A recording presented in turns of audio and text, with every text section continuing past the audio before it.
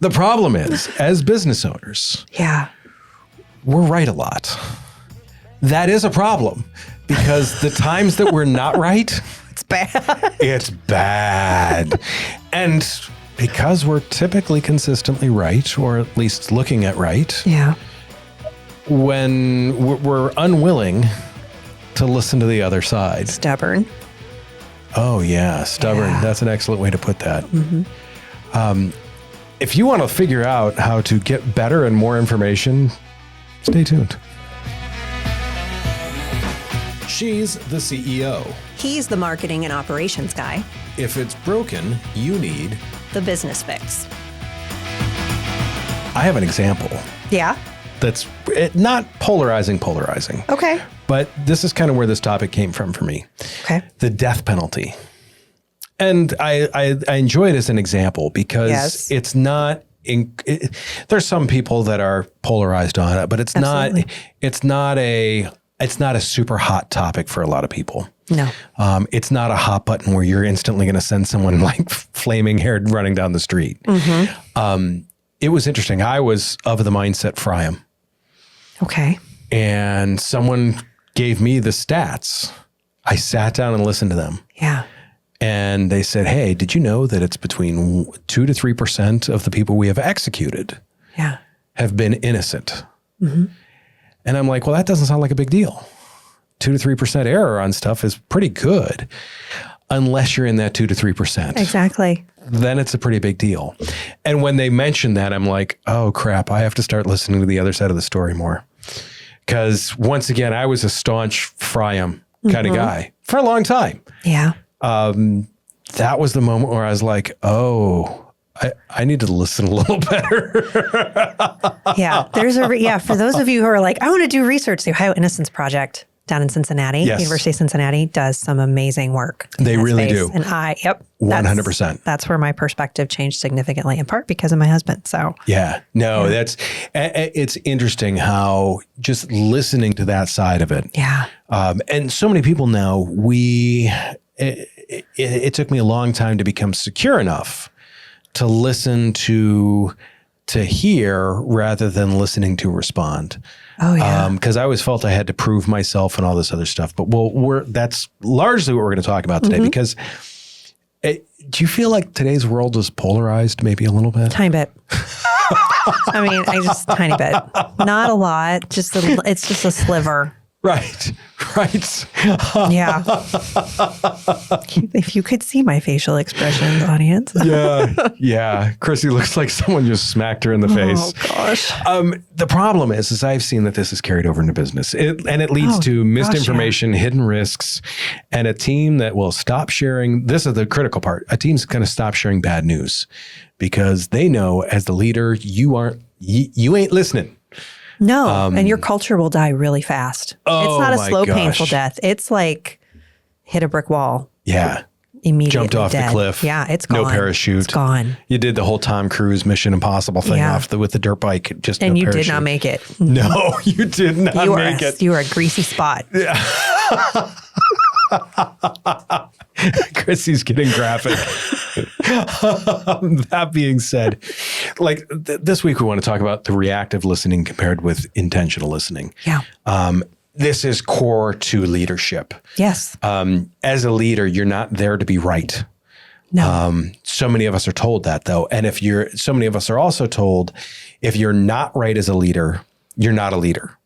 And that's so wrong. It is so wrong. But it was the leadership principle I was initially brought up through. Oh, same. And so, you can't show any weakness, which was considered being wrong. We talked about psychological safety.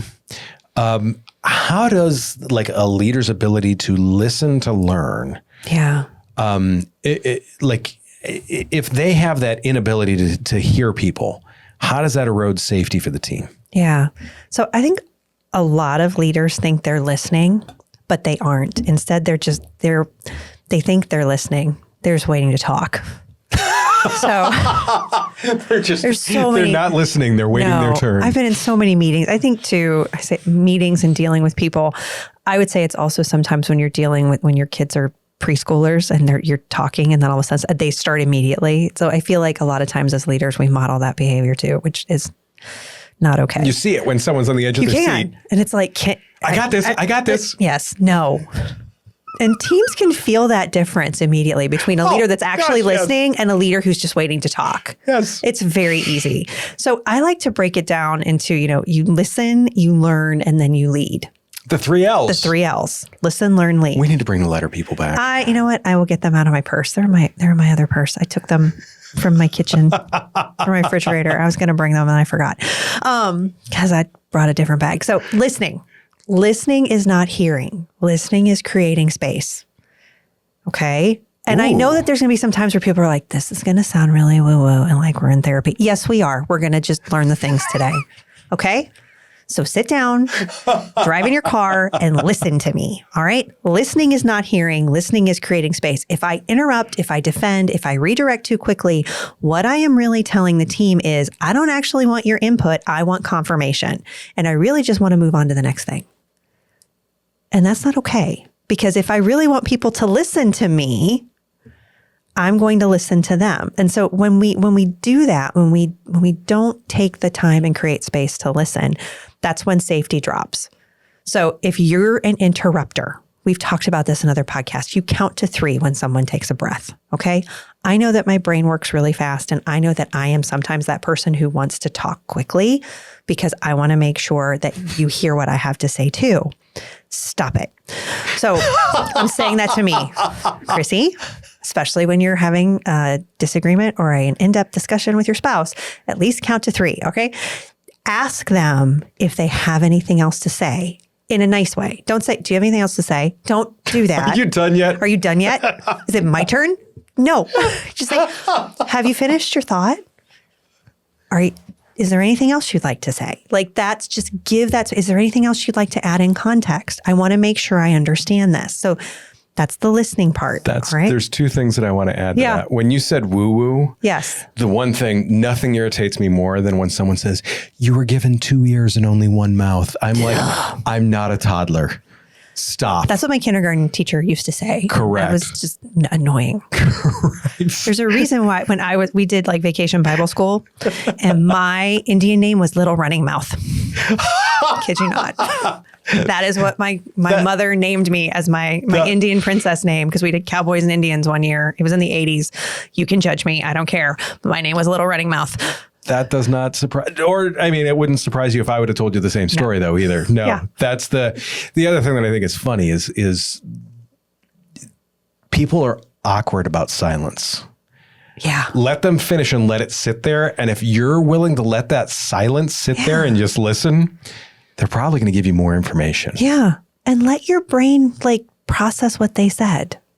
You're taking in the information. It's okay to take a minute. If you can't pay attention, take notes. If you're going to interrupt them, count to 3. Ask if there's anything else. Is there anything else you want to add? Thank you for sharing that. Is there anything else you'd like to add? It's okay. It diffuses the situation, especially when there's high emotion. So listen. The next one is learn. So next to listen is actually hearing and processing what someone says. This is the learning. So allow them to be heard. When people don't feel heard, they stop sharing. So, and once they stop sharing, problems get hidden, mistakes get buried, risk shows up late. And we talked about this in Culture Killers, right? This is where the meeting after the meeting starts because people don't feel like they have been listened to. So then they don't feel like you learned anything from the conversation, right? So don't just hear the words, seek to understand what they mean. Actually learn from what they are saying. Ask clarifying questions. That sounds interesting. Is there anything else you'd like to help me understand how you got there? Help me understand what happened. Or better yet, repeat back what you heard the person say to make sure you understand what was said. So you're proving that you learned from them. So you can say, I appreciate this input. What I'm hearing from you is, the story this tells me is, and if you're going to go on an assumption, you either start with the hallucination or the story I'm telling myself. So that they're not thinking that you're just jumping to a conclusion. You explain, this is what I'm hearing. Yep. And if they go, no, that's not it. And you go, can you explain it again? And it's okay if you have to go through this process a couple of times to make sure that you understand, especially when you're in an emotionally hijacked situation. You're dealing with a significant customer issue. You're dealing with a crisis in your business. You're dealing with something financial. You're dealing with something that was behavioral in the organization that can cause an issue that you may have a personnel problem with. These are things where you have to slow down, you have to listen, and then you have to learn the information that you're listening, parrot it back. So those are the first two. All right, for the third? I'm buckled up. Okay. Notice I'm listening. I know. I'm really, thank you. Thank you for listening. All right. Because listening is not passive. This is where lead comes in. Listening is leadership. It's because the faster the truth gets to you, the faster the business improves. So you don't just say, I'm here to listen. You have to show it in your leadership. You actually have to do the thing. So you walk around the floor. You ask people direct questions. When they answer, you say thank you. All right. Even when you don't like the answer, you say thank you for sharing. That must have been difficult. Thank you for coming to me with that issue. If you don't understand what they told you, again, we ask clarifying questions. We are learning. And if people don't feel heard, they're going to stop talking. And when they stop talking, the business starts guessing. And you don't want your business to guess. You want your business to know. It's interesting when you say they ask the clarifying questions, because I typically try and default to that because I want as much information as I can possibly get from that person, especially if they have a differing view. Now, you may call it nefarious, but oftentimes I want that information. So, this is something that I maybe need to use against them, or this is something that I need to fill in a blank that I didn't have before. You're always building a case. Always building a case. You just don't need to fire that case directly back at them until it is your turn. The other thing with that too is when you said what I default to is analogies. Mm-hmm. So it's my understanding, I kind of see it as this and this. Does that seem right to you? If I go to an analogy, that's me getting that verification that, okay, we're seeing this the same way. Yes. I'm hearing you, I'm trying to, and if not, then we, like you said, start that over again. How do you, this is what's tough. How do you, as the founder, as the visionary, as someone that's looking to move things forward, how do you listen to those opposing views that may suggest your vision may not be correct? Yeah. Because that's a tough. I mean, it is. That is a kick straight to the teeth. Yeah, it is. I mean, I'm wired to move fast and trust my instincts. Mm-hmm. But I will tell you that vision without input from other people is isolation. Ooh. Yeah. So it's really important to have that. So let's talk about listen, learn, and lead. So listening, I have to intentionally create moments where I am not the smartest voice in the room. In fact, now I never want to be the smartest person in the room, ever. I was in a situation where it was very clear to me that the person next to me had to be the smartest person in the room. I was perfectly fine with that. I made sure to tell them that I didn't think I wanted to work with them because they didn't like to work with other people that were smart. Yeah, that was fun. I will say too, that listening part doesn't come naturally for most founders. It really doesn't. No. You have to check your ego at the freaking door. Okay? If you want to go far, if you want your business to go fast, you got to drop your ego. I am not the be all and end all of the world here.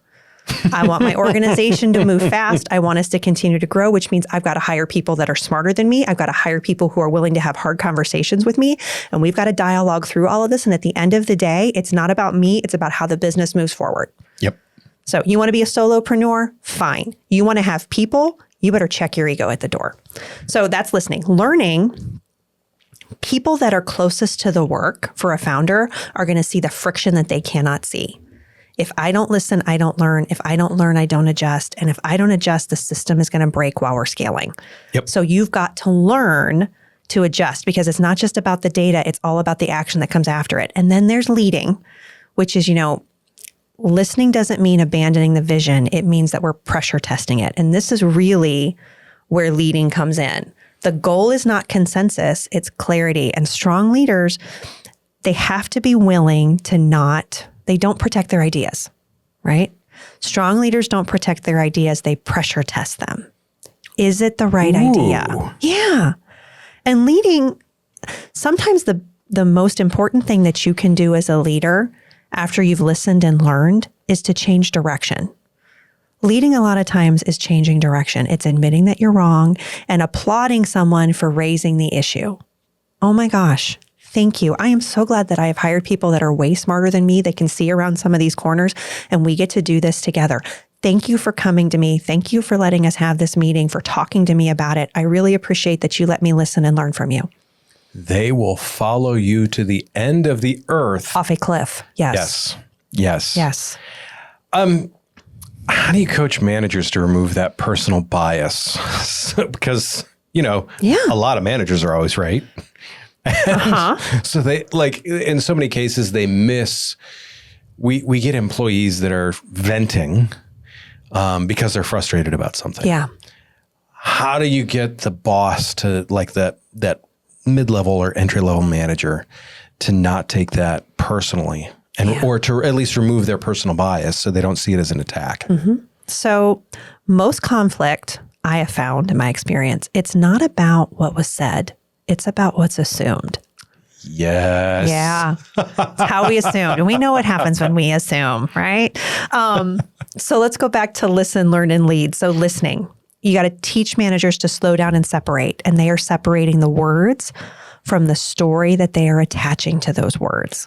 Ooh. Because bias a lot of times lives in the story. See, I think one of the greatest ways to diffuse and actively listen is using that summarization tool of, here is what I heard. And again, if you're emotionally hijacked in a situation, it's my hallucination is, or the story I'm telling myself is. And so like a great one is, Bob, you've missed 3 deadlines. My hallucination is that you want this company to fail. And he may say, oh no, I can't meet the deadlines because my computer doesn't work right now because I can only send emails to Jim because I didn't send a ticket to IT to get it fixed. It may be a really simple thing. So it diffuses it as opposed to like, because again, when you're a new manager or you're in a role and you're really trying to prove yourself and you've got someone who just may not be hitting the mark, it's very easy to take that space personally.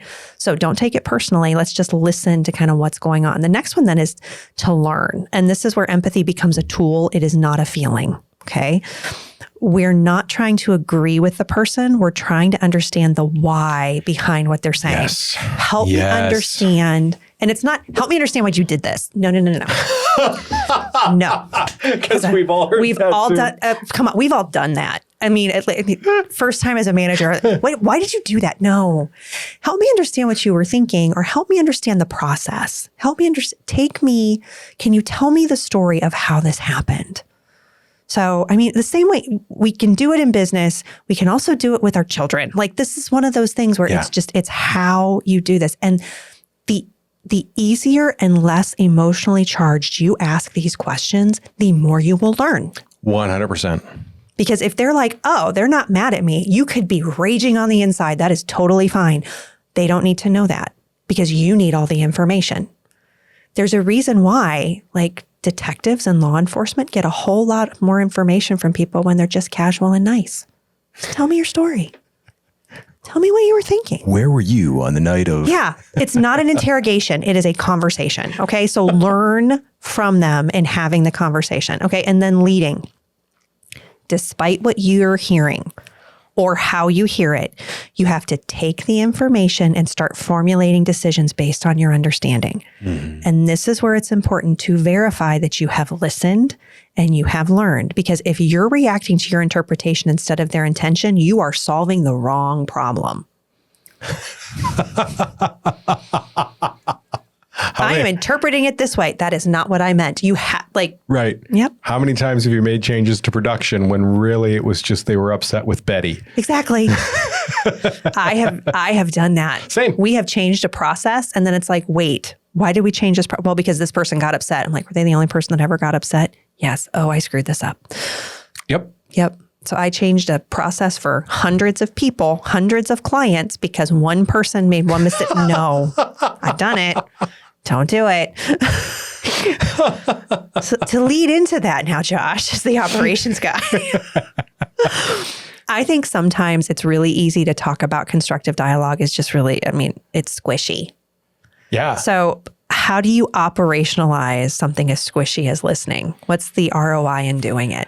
So to me, there is a process that I have for this. Process. Oh, amazing. And ironically, it is.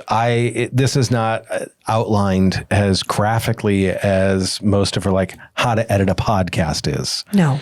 I still have some notes that are in an easily accessible place for me. So when someone comes to me with something, I can be like, hang on a second. And I can pull that up, and it's 3 or 4 steps for me to look at to be like, okay, what do we need to do to stay calm through this?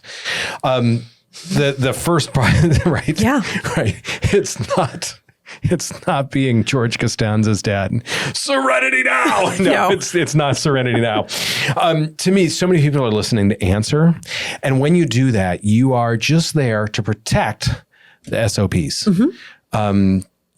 You're not going to learn anything. You're not going to get any better. If you are perfectly happy with staying the same or going backwards, great. Listen to answer. Yeah. If you want to learn about what's going on in your company, because no one knows, you don't know these people's jobs as well as they do. No. It's so tough to it's one of those things that you have to say that out loud. Like for me to say, Lance is a better editor than I am. Yeah, he is. Yeah. Okay, we're good with this. Yeah. You have to realize that. So to me, you are looking for a better way. You're not looking to shut them up. That's the whole difference of it. And when you look at it, I'm listening this way to the benefit of the business, not to defend myself. That's where it becomes. So yeah, the first step on this for me is the internal prep. And like you said, get the ego out. 100% remove the ego. If you can, explicitly acknowledge that your information may be incomplete. You got to say, look, I don't know everything. Yeah.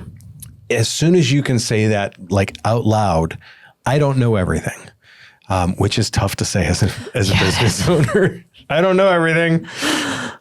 Yikes. Every time I said that, my spine kind of stiffened up a little bit. But once again, you have to say it, because then if you can't say that, you're there to defend instead of audit. Yeah. Auditors, look at IRS auditors. They're not there if you're friendly with them. Does that matter? Nope. They're there to listen specifically to the data. Yeah.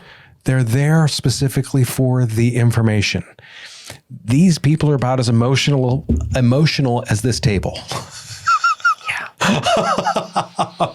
So take that. They're there to do the job. Right. Take that auditor's mindset. Approach with curiosity. They're looking for information. Yeah. They're looking where the process is failing the person, not where the person is failing the process. If you go in looking for a culprit, the team will hide the truth. And if you go in looking for friction, they will help you find it. Oh, yeah. If you say, I am looking for who screwed this up. Right. The finger pointing. People will scatter. Your factory floor will turn into a ghost town in a matter of seconds. If you go in saying, hey, I need help finding where the problem is. Now, what that is you have to realize this is the flip side of that. Yeah. This is someone coming to you, telling you where the problem is. Yeah. You just have to be willing to listen to that. Allow them to speak until they are completely finished. No interruptions and no reloading your rebuttal. There's so many times where you see the hourglass spinning above someone's head as you're talking to them. You see that zzz, zzz, and when you change your point a little bit, zzz, you see the hourglass again. You're like, damn it. They are not listening to a word I am saying. No. And the only listening they're doing is literally, it's like someone skeet shooting. They're just throwing the clay pigeons in the trap and they're waiting for you to pull it so they can shoot them down. That's exactly right. That's totally that's totally the wrong way to look at it. Yeah. What I always like to say is the mirror check. What I'm hearing is the current billing process creates a 2-hour delay on Tuesdays. Did I get that right? Once again, here's what I'm hearing. Yeah. Did I get that right? Yep. If you say that, once again, you're getting verification of that you're on the same page. Yes. Because as you said, so many like so often when we're on the opposite side of things, it's a miscommunication. Yeah. If it's misalignment, you should have fired him a while ago. Move your objective from being right to finding the truth. Yeah. You are the truth hunter. You are not trying to be right. Yeah. If your ego is in the room, the truth will hide from it. Your big bad ego. Yeah. Yeah. Something you need to consider with this. As a leader, you have access to data, financials, and your visionary goals that the frontline team, that Bob on the factory floor has no idea about. Yeah. None.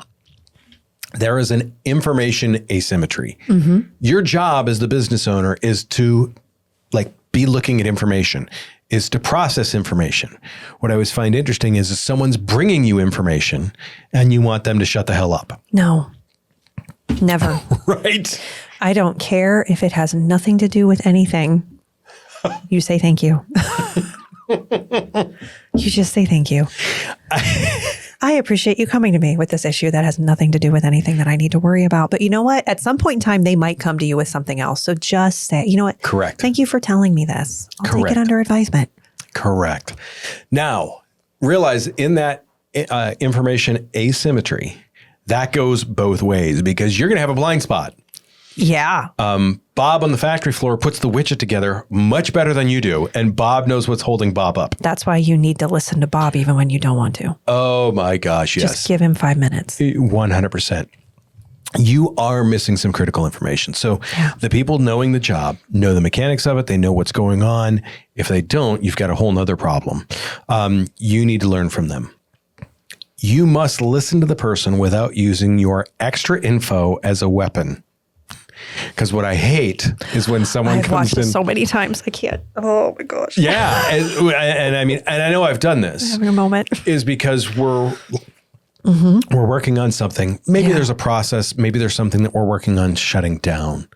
You're in a hurry. Someone comes in like, hey, I got a suggestion for this. And you're like, it doesn't matter.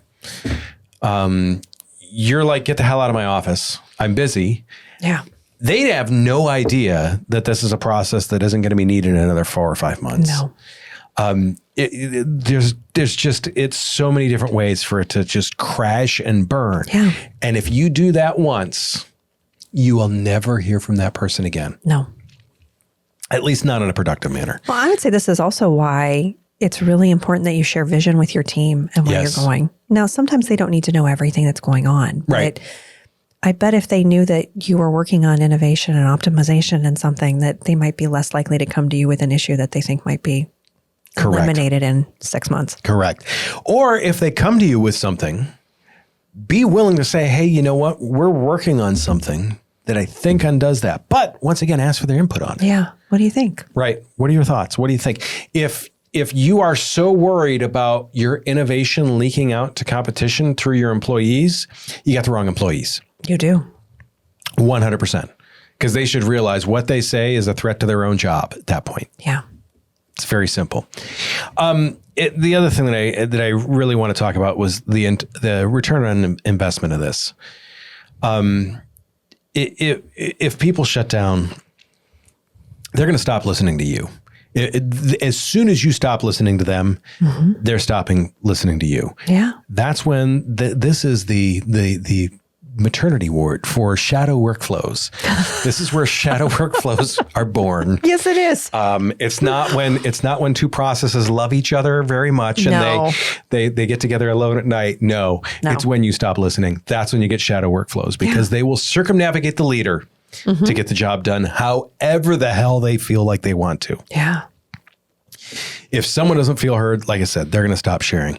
The other thing is the heard but overruled dynamic. If an employee feels like you truly heard them and still make a decision that goes against them, they're still likely to buy in. Yeah. But and that's because they'll assume you have other information. But if they don't, there's one of two things here. First off, if they don't feel heard, that they're just going to do the shadow workflow anyways. Second off, if you notice them doing the thing anyways, guess what? You've got the brilliant jerk. You do. because we've had that. And that is how I have watched the brilliant jerk be born through the shadow workflows, because it was someone very intelligent that wasn't getting listened to. Mm-hmm. So like, well, I'll just figure out how to do it on my own. And they did, and it crippled other areas of the business, and it was difficult to watch. This to me is the more transparent you can be about anything and everything, the better. Yeah. Explaining why the decision went a different way, it really builds that bridge to trust. Yes. We talked about trust recently. We have. And when people are like, well, why can't they just do their jobs? If you tell them how things work, they will do their jobs much better, much faster, more loyal. You'll have less friction. Yeah. It's that 5 minutes of listening that shows up in so many other areas. And 5 minutes of explaining, and remind yourselves that you have to repeat it more than once. Usually it takes people 10 times to hear it before they commit it to memory. Yeah. So when you're talking about vision, operations, strategic direction, it can't just be one time in a quarterly meeting. It has to be parroted. That's something that we're working on right now at AUI and Clarity, is really making sure, because we're working on some pretty innovative things right now and kind of disrupting ourselves before our industry disrupts us. And so having those conversations, I live in it every day. Right. My frontline people do not live in it every day. So when they're like, we don't understand and we're afraid, I'm like, opportunity to explain. I do not get frustrated at this point in time, because I know they are doing the things that keep the business moving. I am doing the things that's going to help us operationally over the next 10 years. And it's important that they buy in with time. But again, they're not living in the day-to-day that I'm living in, and vice versa. So we have to have dialogue. Yeah. And there's that, once again, there's that trust. Yes. That we're all trying to do the same thing. Yes. Just at different times, different places, in different ways. Yes. Yep. Our values are in alignment. What we're doing and our purpose is still in alignment. We just sometimes have to repeat ourselves, and that's okay. The other thing that I find with when people aren't heard and when people aren't listening, you get the meeting after the meeting. Always. I have seen in so many cases, someone will walk out of someone's office and they'll walk right into someone else's office. Mm-hmm. I'm like, okay, that's not good. No. The only time the meeting after the meeting is a key of team health is when your managers and leaders are having the meeting after the meeting of, how did that go? What do we need to do to make sure that this sticks? I am a firm believer of the meeting after the meeting when it is your leadership team. Yep. No, I wholeheartedly agree, because then in many cases, there's what was the information that we got? Yep. And what do we need to do as a leadership team moving forward? Yeah. How do you think this was received?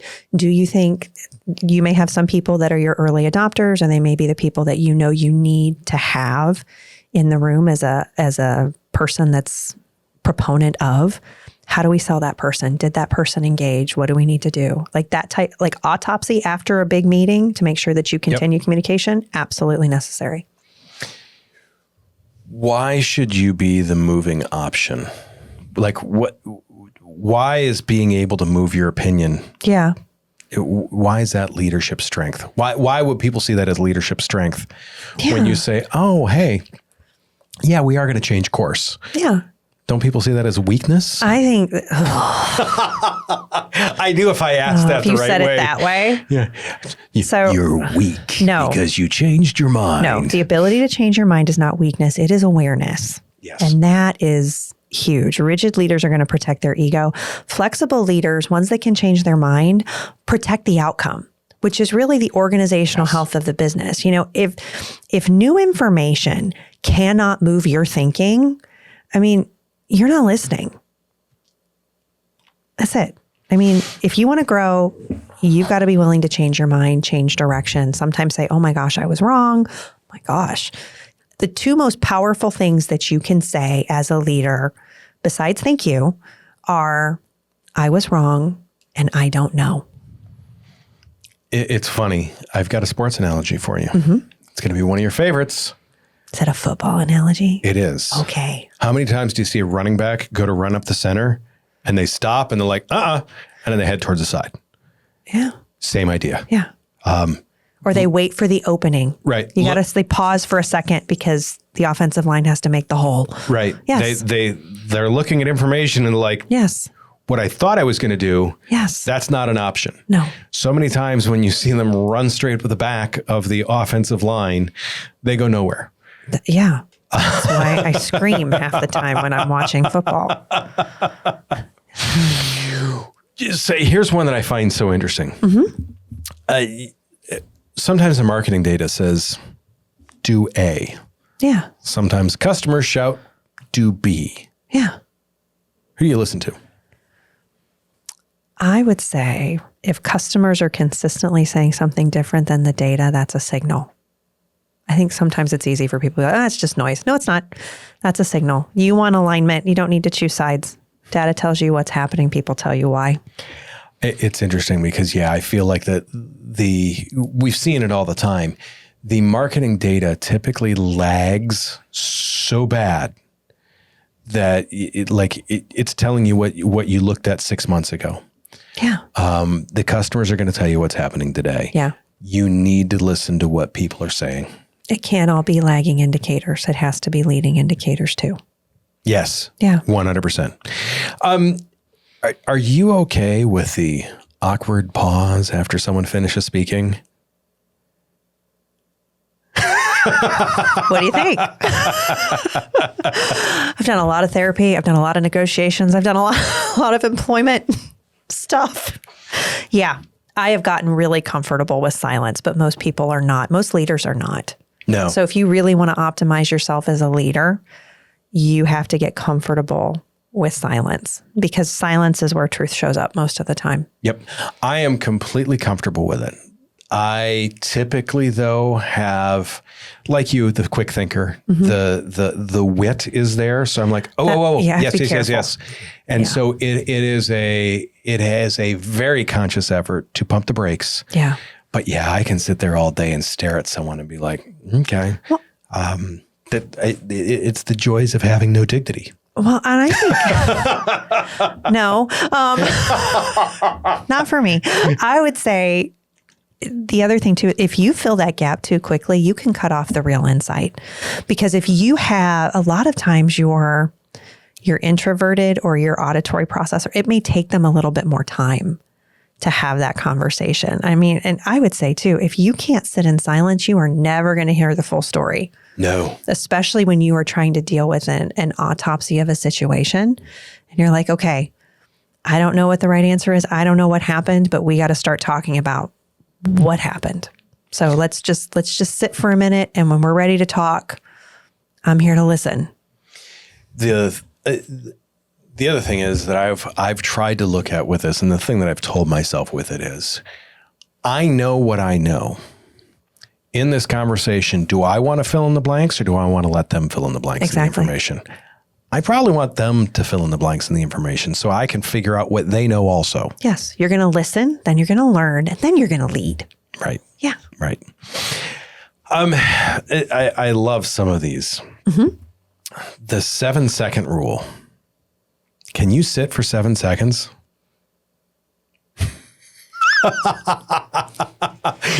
I won't let you because dead air on a podcast. Because dead air on a podcast is terrible, which is why I say count to 3. When you say, and not 1, 2, 3. 1, 2, 3. Yes, I can sit for 7 seconds. Yeah. Oh, I know you can. I know you can. There's often times where you're sitting there looking at me like, I think eventually he'll shut up. Not true. Not true at all. Yes, practice the 7-second rule. I would say too, you slow down to speed up. If you're rushing conversations, you're going to repeat the problem over and over and over. 100%. I always say to audit your bias. Realize that you have a bias going in and try and get it to walk a mile in someone else's shoes. First, you have to take off your own. Take your shoes off. Yeah. And I would say you seek the signal, not the story focus. So you're going to focus on what's actually being said, not how it makes you feel. So seek the signal, not the story. Ooh. Signal, not story. Feelings. Feelings are okay, but you've got to be able to listen to the facts because, facts don't care about your feelings. Yeah. I love to just ask why. Why did this happen? Why do you feel that way? Ask a ton of whys. Yeah. Because once again, you're going to get more and more information, and then you're moving into the process of it instead of the people part of it. Yeah. Devil's advocate. Yeah. useful tool or just a way to be a pain in the ass? Oh, it's highly valuable. Highly valuable, but it has to be done in truth, not simply to win an argument. You don't let your brilliant jerk ever be the devil's advocate. No. No. I wholeheartedly agree with that one. It's one of those things. You have to use this. Yeah. You have to look at what am I missing? Yeah. Because that's what you're asking. Devil's advocate is a bad way of saying, what am I missing? Exactly. But you need to ask, what am I missing? You don't necessarily need to tell people what they're missing. No. And red teaming, there's lots of different ways that you can do it. I think it can be extremely important depending on what you're trying to accomplish. So we've talked a lot about listening, Josh. Can a leader ever listen too much? And where's the line between collaboration and indecision? We've all heard that. I just like to get a little more information before I make the decision. Can you give me more context? We've been meeting for 6 hours. We've been meeting on this issue for 6 months. Yeah, you can listen too much. I mean, eventually, like how much, and there's a point of diminishing returns. Yeah.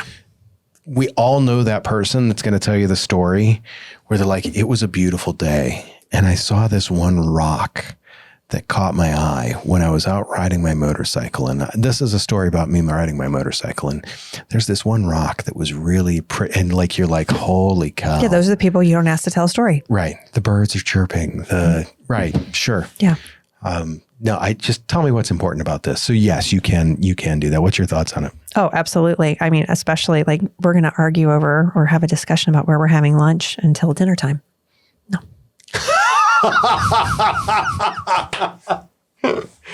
Every couple has been there. Every couple has been I think there. that's why brunch was invented. Wouldn't that be Linner? That too. But like, what do you want for breakfast? I don't know. What do you want for breakfast? What do you want for lunch? Oh, okay. You want breakfast for lunch? I mean, I'm telling you, this is how these things happened. It's not because we slept in. It's because we were indecisive.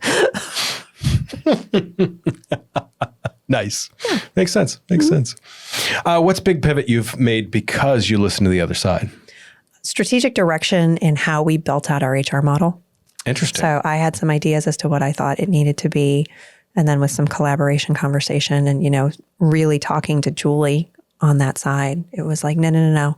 I think we need to build in some capacity in different ways. So yeah, pulling everybody in, it makes it better. What about you? It was with the hiring at the truck dealership. Okay. When we started to talk to I'm like, here's some tools to hire better. And they're like, we ain't got time for this. I started like, oh. Right. So we had to listen to them on how they were hiring. Yeah. And it totally changed. Totally. Yeah. How do we build this for you if you can't use it? Right. Yep. Yeah. That being said, thank you everyone for tuning in. As always, Chrissy and I have a ton of fun doing this. We really appreciate it. businessfixpodcast.com for all the good information, all the fun stuff. And we're building some more stuff in this too, which is coming up and exciting. We'll have more details on that later. Some big events coming up. Yay. Speaking of big events, the next topic we're going to talk about is navigating the business crisis. You sound excited about this. Well, I was built for crisis. I think I'm dreading this one, so that'll be a good balance of things. Chris, you'll just talk while I cry. Do us a favor. Take care of yourself. If you can, take care of someone else too. We will see you very, very soon.